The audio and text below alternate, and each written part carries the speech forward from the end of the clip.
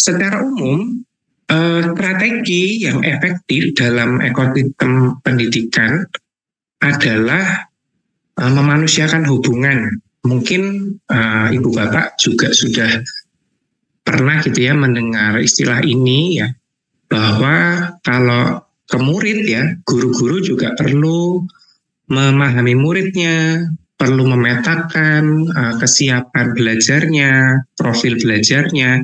Nah, sebagai pemimpin, tugas kita adalah memberikan pengalaman tersebut kepada guru-guru kita. Jadi, sebagai kepala sekolah, itu perlu memanusiakan hubungan dengan guru. Nah, memanusiakan hubungan ini, kalau dari pengalaman saya, dapat diwujudkan dengan 7 prinsip kemitraan dengan guru.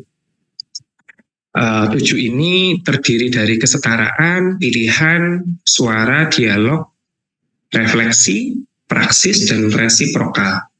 Nah, di alinea selanjutnya saya akan menjelaskan masing-masing dan contohnya bagaimana prinsip ini nyatakan dalam proses supervisi akademik. Boleh lanjut? Nah, dalam proses supervisi gitu ya, kalau mungkin kita melihat panduan-panduan yang dikeluarkan Kemdikbud tentang pengelolaan kinerja ya. Jadi observasi kelas itu juga sebenarnya menjadi bagian ya dari proses kita mendampingi guru untuk meningkatkan kompetensinya.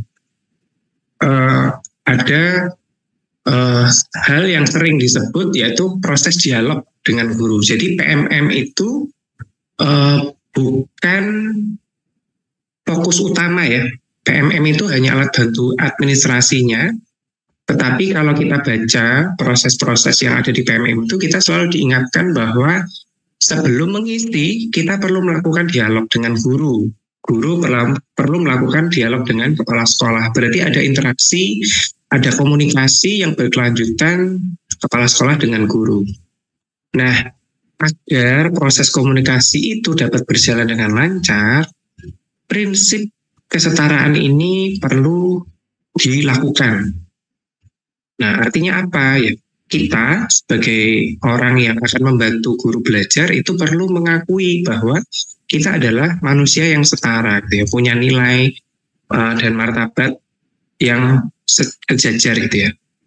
Misalnya ada juga mungkin ya kalau dalam praktiknya supervisi ini tidak langsung dilakukan kepala sekolah, tetapi dilakukan guru yang mungkin pengalaman kerjanya sudah lebih tinggi, atau mungkin dibantu oleh seorang guru penggerak, atau mungkin dibantu oleh seorang guru konten kreator gitu ya, atau guru yang sudah punya pengalaman melatih di tingkat nasional. Nah, biasanya pengalaman-pengalaman tersebut kalau tidak dikelola dengan baik bisa menimbulkan kesenjangan gitu ya. Jadi sejak dalam pikiran, misalnya saya guru penggerak nih, ketika saya membantu untuk mengamati, mensupervisi rekan kerja saya punya pemikiran bahwa oh teman saya ini bukan guru penggerak, pasti dia nggak tahu filosofi Ki Hajar Dewantara gitu kan. Nah, sehingga pemikiran-pemikiran negatif itu menjadi bias dalam mengamati data-data yang muncul di kelas. Nah, padahal tidak selamanya begitu. Yang tidak guru penggerak pun sebenarnya dengan era informasi yang sangat terbuka juga punya akses gitu ya untuk mempelajari seperti apa sih filosofi Ki Hajar Dewantara gitu ya. Jadi pemikiran label-label itu perlu dihindari gitu ya. Ini bisa dua hal gitu ya. Karena kita punya atribut tertentu, kita merasa lebih baik daripada orang yang akan kita bantu. Atau sebaliknya, karena ada atribut-atribut tertentu, misalnya contoh, saya ingin membantu guru untuk menguasai teknologi. Tapi karena usianya sudah lebih senior dari saya punya pemikiran, waduh ini susah pasti. Umurnya sudah 50 tahun ke atas, pasti nggak bisa. Nah, pemikiran itu akan mengganggu proses komunikasi yang baik, karena kita sudah punya asumsi-asumsi negatif yang kalau dilakukan kenyataannya belum tentu seperti itu. Oke, itu tentang kesetaraan. Silakan dilanjut. Nah, yang kedua tentang pilihan. Jadi dalam meningkatkan kompetensi, saya dulu juga punya pemikiran bahwa saya yang tahu apa yang guru perlu pelajari. Gitu. Saya tahu yang terbaik untuk guru-guru saya. Sebelum saya mempelajari hal ini, saya punya pemikiran bahwa setiap guru itu harus menguasai perencanaan pembelajaran ya dengan sama rata. Nah, padahal setelah saya punya pengalaman melatih guru-guru di berbagai daerah, lalu melatih guru-guru di berbagai jenjang dengan berbagai latar belakang, saya menyadari bahwa sama seperti murid, guru-guru juga punya kebutuhan belajar yang berbeda. Kalau apa yang dipelajari oleh guru itu selalu ditentukan oleh pihak yang punya otoritas lebih tinggi, tentu rasa kepemilikan proses belajar itu juga tidak akan terlalu besar gitu. Tidak akan sama di setiap guru. Mungkin ada yang merasa mengerjakannya dengan penuh semangat, tetapi ada juga guru-guru yang akhirnya motivasinya cenderung rendah, sama seperti murid seperti itu. Jadi kalau di kurikulum Merdeka kita sekarang kan diajak untuk teaching at the right level gitu ya.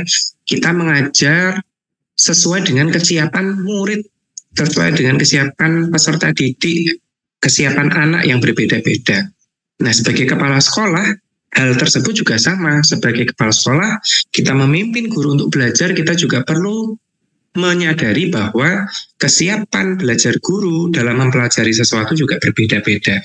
Sehingga perlunya kepala sekolah memberi kesempatan kepada guru untuk menentukan apa yang sebenarnya akan dipelajari terlebih dahulu. Karena semua kompetensi guru itu saling berkesinambungan satu sama lain. Dari manajemen kelas, dari perencanaan pembelajaran, dari asesmen, itu sangat berhubungan satu sama lain. Dan ketika satu kompetensi dikuasai, itu akan membantu guru menguasai kompetensi yang lain. Sehingga sebenarnya memulai dari manapun bisa. Dan dari pengalaman saya, membantu guru-guru belajar, yang paling penting dipelajari sebenarnya ya dari apa yang disadari guru itu menjadi tantangan. Karena kalau tidak begitu, ya tadi motivasi untuk belajar berkelanjutannya jadi rendah. Nah, kalau sudah sesuai dengan kesiapan belajar, biasanya kemauan belajar, kemandirian belajarnya juga akan lebih tinggi. Tidak harus selalu dilakukan supervisi yang intens gitu ya. Misalnya tentang akses PMM. Kalau PMM itu topiknya ditentukan oleh kepala sekolah, ayo pelajari ini, pelajari ini, pelajari ini.